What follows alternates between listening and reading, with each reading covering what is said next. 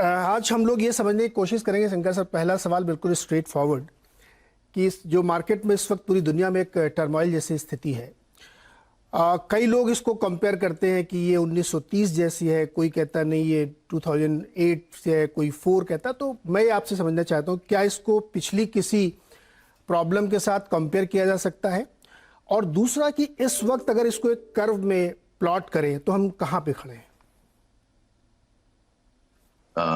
ये दोनों सवाल बड़े इम्पोर्टेंट है, अहम है। और जो दर्शक होंगे, मैं एज्यूम करता हूं कई नए होंगे, यंग होंगे, जिन्होंने 1929 में तो खैर कोई भी जिंदा नहीं था जो आज की डेट में मार्केट में है, लेकिन कम से कम 94 या इवन लेट 80s की जो मंदियां आई है, 87 की मंदी जो आई है, और 99-2000 के बुल मार्केट के बाद जो .com का जो एक बबल बस्ट हुआ था उसकी मंदी थी, फिर 2008 की मंदी थी।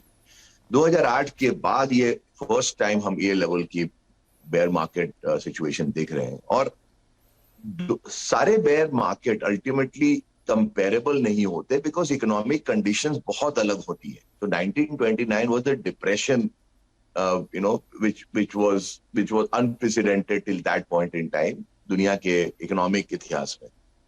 और 2000 की जो मंदी थी, 2000 के बाद की जो मंदी थी, वो एक सीमित मंदी थी इन .com कंपनी, जो उस वक्त जो एक इंटरनेट का एक बोलबाला था, because internet had just come into the world. बहुत नई चीज थी, लोगों में बहुत उत्साह था कि ये जो कंपनियां होंगी वो बिल्कुल दुनिया को चेंज कर देंगी। तो उस उत्साह के कारण जो वैल्यूएशंस बने थे वो एक मैसिव बुल मार्केट था। मैंने पार्टिसिपेट किया था, I was very happy to have participated, क्योंकि मैं बिल्कुल 35 साल के आसपास का था तब, और उत्साह बहुत ज्यादा था। इंसान को लगा कि आपसे अपने से ज्यादा स्मार्ट इंसान कोई नहीं है दुनिया में, कोई इतने कम टाइम में इतने पैसे बन गए।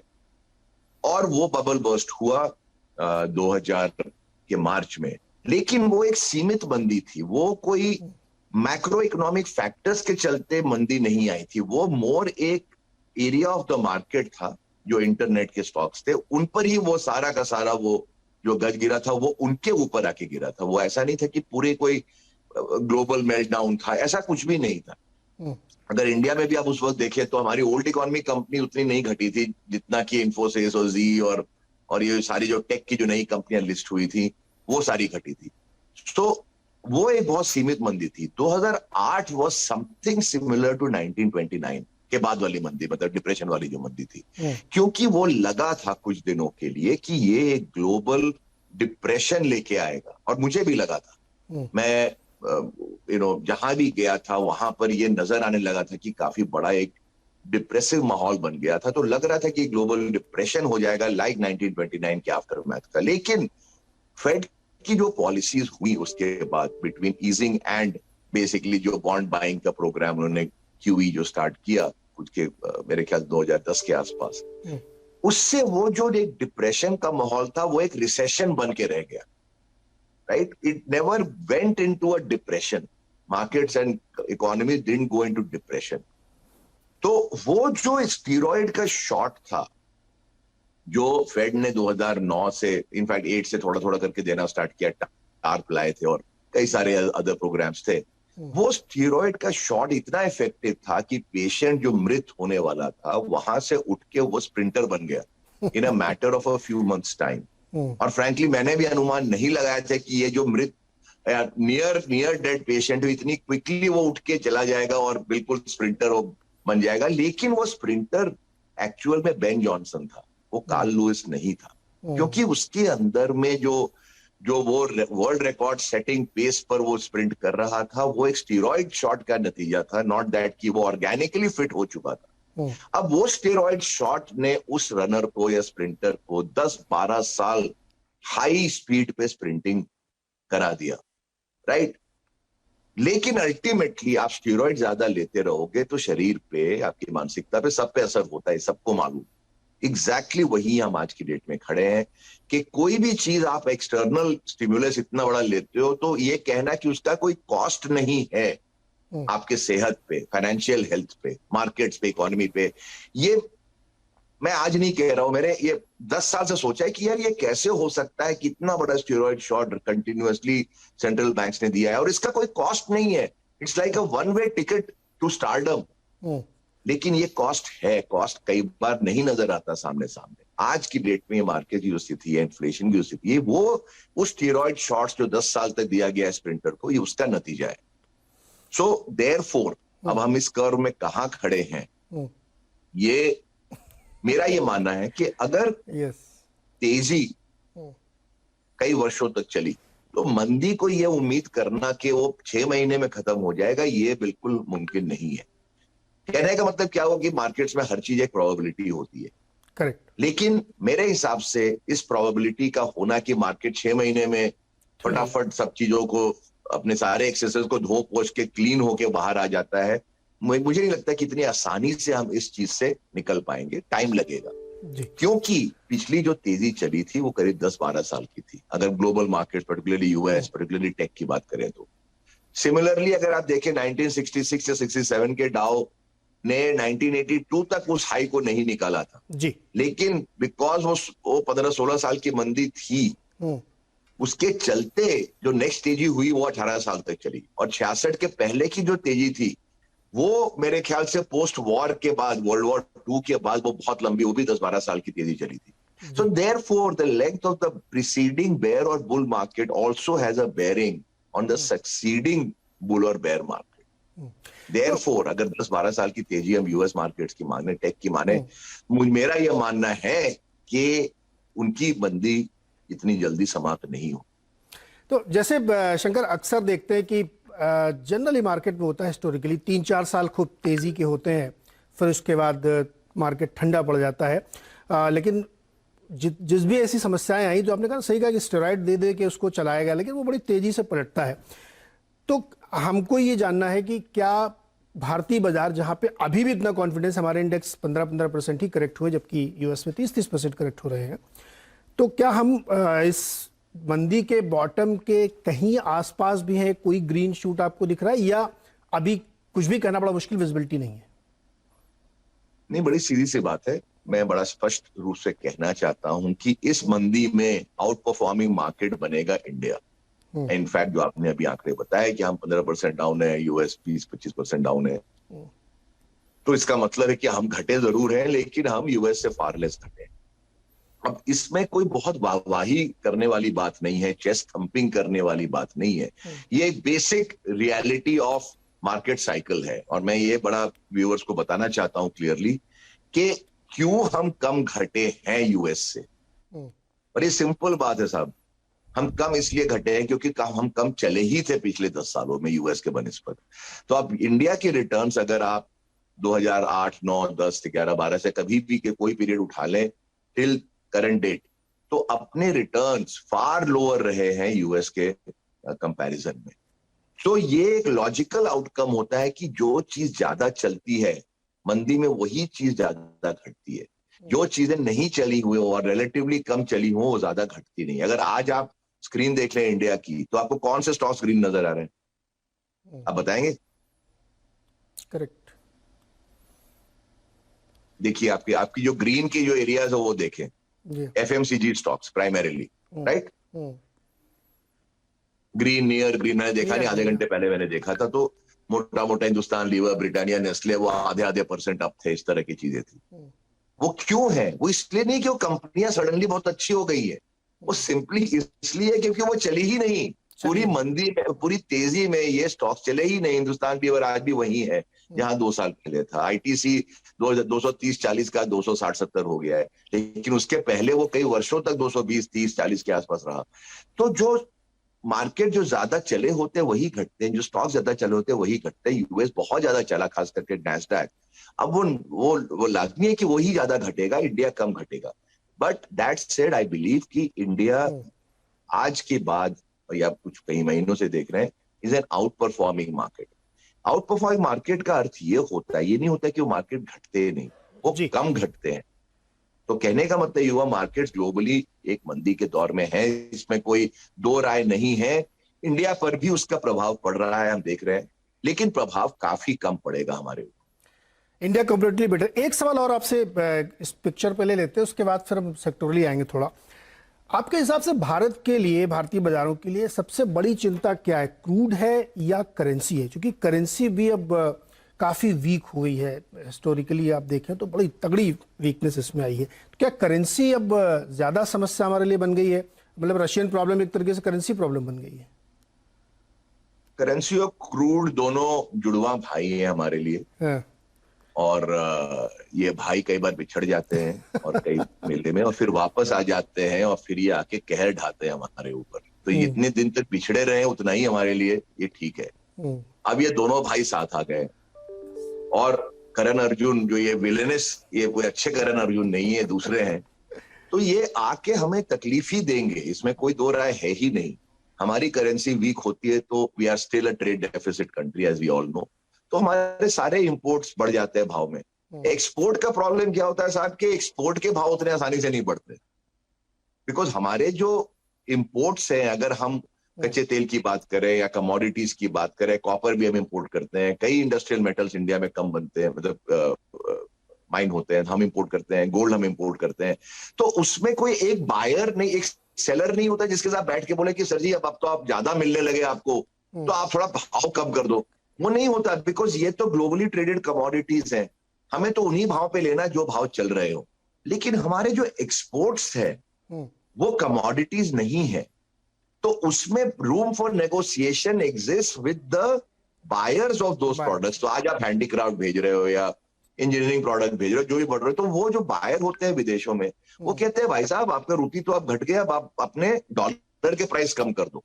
तो ये बहुत बड़ा एक इंपॉर्टेंट एस्पेक्ट है समझना हमारे ट्रेड बैलेंसेस के लिए के ऊपर, के हमारी जो इंपोर्ट्स हैं वो रॉ मटेरियल लेवल इंपोर्ट्स है। रॉ मटेरियल में कोई प्राइस नेगोशिएशन नहीं होता। एक्सपोर्ट फिनिश गुड करते हैं जिसमें प्राइस नेगोशिएशन होता है, तो उसमें भाव कम हो जाता है, रॉ मटेरियल का भाव बढ़ जाता है, तो मार्जिन की आपकी स्क्वीज बिल्कुल होनी ही होनी है। So therefore currency that India की जो करेंसी अगर आप देखें आज की डेट में, तो एक्चुअली स्पीकिंग ये एक ओवर वैल्यूड करेंसी है compare to most other emerging markets. Correct, because ये मार्केट में अगर आप देखें तो इन्फ्लेशन डिफरेंशियल्स के ऊपर ब्रॉडली करेंसी की प्राइसिंग होती है। इंडिया की currency despite having had we have had always got reasonable inflation in India, has been relatively stable, वो 74, 73, 75 के आसपास रहा हो। लेकिन अब हमारी जो इन्फ्लेशन है वो इतनी बढ़ गई है कि ये एक्सचेंज रेट मेंटेन नहीं हो सकता। Correct, and obviously our bill is going to go up of the imports, we know that। अगर क्रूड अगर 120 पे है तो हमें तो देना पड़ेगा। तो ये जो जुड़वा भाई है ये बहुत हमें दिक्कत देंगे, there is no doubt about it।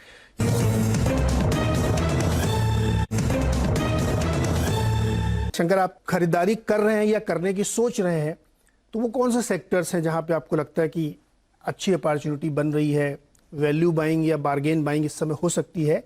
और कुछ वही बताइए जहां पे आपको लगता है नहीं अभी और शॉर्ट के मौके हैं। तो इसमें 2-3 थीम्स जो मैं देख रहा हूं, एंड थोड़े बहुत एक्ट भी किए हैं, लेकिन इंपॉर्टेंट थीम्स ये होंगे जहां पर की ग्लोबल मैन्युफैक्चरिंग जो लार्जली चाइना प्ले रहा हो, वहां से लोगों ने अपनी कैपेसिटीज को शिफ्ट करना स्टार्ट किया हो, एटलीस्ट सोचना स्टार्ट किया हो, जो China +1 हम कहते हैं। और मुझे ये टर्म ही बहुत अजीब सा लगता है कि हर चीज में फिर चाइना को लाना ही क्यों है।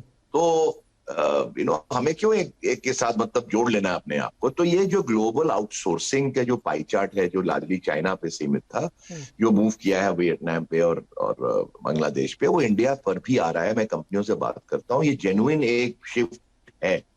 और उस थीम के तहत ये अच्छी बात होगी कि जो कंपनीज जो इस तरह के कॉन्ट्रैक्ट जीतेंगे ग्लोबल ब्रांडेड कंपनियों से, चाहे वो गारमेंट में हो, चाहे वो शूज में हो, चाहे केमिकल में हो, चाहे कोई और इंडस्ट्रीज में हो, उनको फायदा ये होगा इन सब चीजों से कि आपको इनपुट आउटपुट का फिर वो जो स्ट्रेस है वो नहीं रहेगा। बिकॉज आपको तो एक फिक्स्ड मार्जिन पे वो डीले होती है कि आपको 10% मिल जाएगा जी, आपको चाहे जो भाव पे भी मिले रॉ मटेरियल, और जो भाव फिनिश का हो आपको कन्वर्जन के 10% मिलेंगे, आप कैपेसिटी लगाओ। तो उससे क्या होगा कि आपकी कंपनियों के जो इस तरह की चीजों में रहते हैं उनको एक प्रेडिक्टेबल आउटलुक मिल जाता है फॉर देयर बिजनेस। तो मैं इस स्पेस में काफी फोकस्ड हूँ, कंपनियों को देख रहा हूँ। This is one. सेकेंड, एक ओवरऑल अगर मैं इंडस्ट्री छोड़ के एक सिंपल चीज बताऊं आपके निवेश आपके दर्शकों को, कि इस मंदी में आप वो शेयर ना लें या ना रखें जो ज्यादा घट रहे हो. You have to buy strength. ये कभी भी गलती ना करें. That is why retail investors never make money in the stock market, because they always buy the weakest stocks. And professional investors know that buying the weakest stocks is a one-way ticket to bankruptcy. Okay, you have to buy the strongest stocks, and the strongest stocks. जी, तो शंकर आप कुछ नाम ले सकते हैं sectors की, जैसे IT, bank, pharma, मतलब आप सेक्टोरली नाम ले लें अगर आपको ठीक लगे कि यहाँ भाई बहुत वीकनेस दिख रही है, स्ट्रेंथ नहीं है, दूर रहे इससे. हाँ, तो बैंक फाइनेंशियल तो मैं बिल्कुल 2-2.5 साल से कह रहा हूँ कि इस सेक्टर का कोई फ्यूचर नहीं है. सब लोगों ने आर्ग्यूमेंट किए मेरे साथ, फंड मैनेजर, ब्रोकर, सबने. मैंने कहा कि इस सेक्टर की जो बेस्ट डेज है वो ये बेसिकली बेस्ट बिफोर डेट के पास्ट हो गया ये सेक्टर.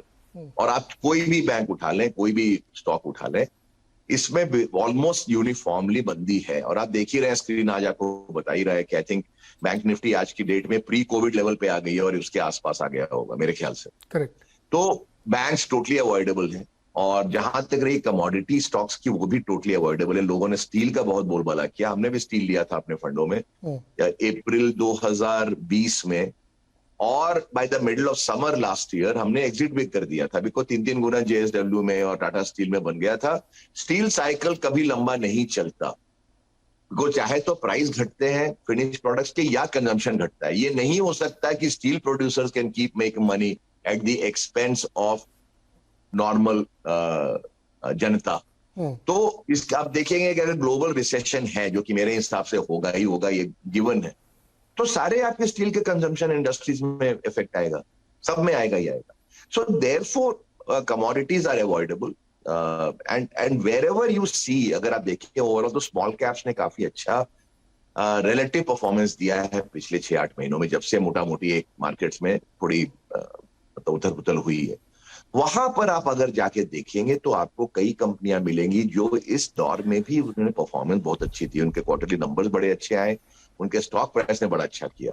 इस तरह के आप अगर 10-20 स्टॉक लेके अपने पोर्टफोलियो बना ले तो एक विनिंग टीम आपकी बन जाएगी. मैं ये नहीं कह रहा हूं कि सडनली डबल हो जाएंगे, लेकिन इस मंदी के दौर में आप बेस्ट पॉसिबल शेप में रहोगे एज कंपेयर टू समबडी जिन्होंने जो उन स्टॉक्स को लिया जो 80-90% डाउन हो गए.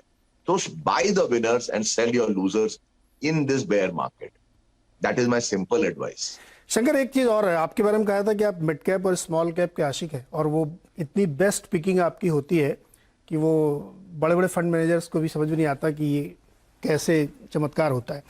हमारे दर्शक, चूंकि ज्यादातर लोगों को बड़ी दिलचस्पी होती है मिड कैप स्मॉल कैप में लेने के लिए, लेकिन एक जब किसी बड़ी चर्चा में बैठते लोग कहते हैं नहीं नहीं वहां पे जाओ जहां 15% कंपाउंडिंग हो रही है, चिंता मत करो, 10 साल बैठे रहो, कोई नहीं है. क्या equity market inherently long term का मार्केट है? ये चुपचाप बैठे रहो लार्जली म्यूचुअल फंड वाले लोग बोलते हैं. मेरे ख्याल से कोई सेंसिबल इंसान ये बात नहीं कह सकता है. उनका खुद का एक स्वार्थ है इस ये बात को कहने में, और जहां स्वार्थ है वहां पर आपको कभी करेक्ट एडवाइस नहीं मिल सकता. ये तो बात फैक्ट है. रियलिटीज इक्विटीज बहुत बढ़िया चीज है पैसे बनाने के लिए. मैंने भी लाइफ की सारी अर्निंग हमारी इक्विटी के थ्रू ही आई है. लेकिन ये 15% जो सो कॉल्ड एक मैजिक फिगर है, आपको 10 साल नहीं मिलेगा, इम्पॉसिबल है मिलना. और दूसरी बात यह है कि उन्हीं स्टॉक से नहीं आएगा जहां पर कि आपको पिछली तेजी में मिला. तो अगर एक रिटेल निवेशक थोड़ा मेहनत करे, थोड़ी अपने आप को फाइनेंशियली लिटरेट बनाए, तो मेरा यह मानना है कि आप म्यूचुअल फंड्स को बीट कर सकते हैं बड़ी आसानी से.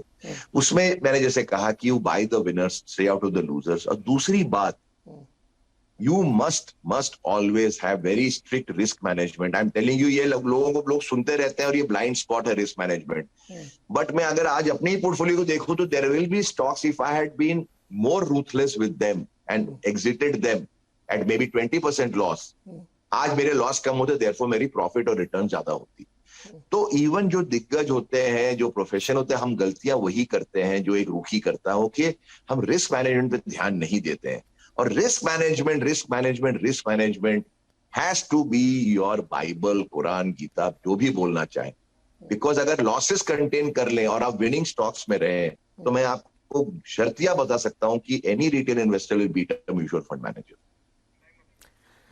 शंकर, एक लास्ट क्वेश्चन 30 सेकेंडर जवाब चाहिए आपसे कि क्या ऐसा कोई फार्मूला, ऐसा गुरु मंत्र आप हमें इशू दे सकते हैं कि जैसे आपने कोई स्टॉक खरीदा, मिड कैप, स्मॉल कैप, जो भी आपको, तो एक सर्टेन गेन के बाद आप उसमें प्रॉफिट बुक करें, रादर कि आप उसमें इस इंतजार में बैठें कि 3x 4x 5x होगा और एक्चुअली वो ऊपर नीचे होता है, तो आप मैक्सिमम गेन नहीं ले पाते। बहुत बहुत बढ़िया सवाल है। इसका संक्षिप्त जवाब ये है कि कोई भी स्टॉक अगर आपको 50, 60, 70, 80%, 100% दे चुका हो रिटर्न, तो कम से कम 5-7% अपने पैसे आप वहां से निकाल लें। आप कभी भी स्टार्टिंग क्वांटिटी को एंडिंग क्वांटिटी तक ना लेके जाए। अगर 1000 शेयर लिए हो, 5 साल के बाद 1000 नहीं होने चाहिए, आपके पास 600 ही शेयर होने चाहिए, 500 ही होने चाहिए, नो मैटर कोई भी कंपनी क्यों ना हो।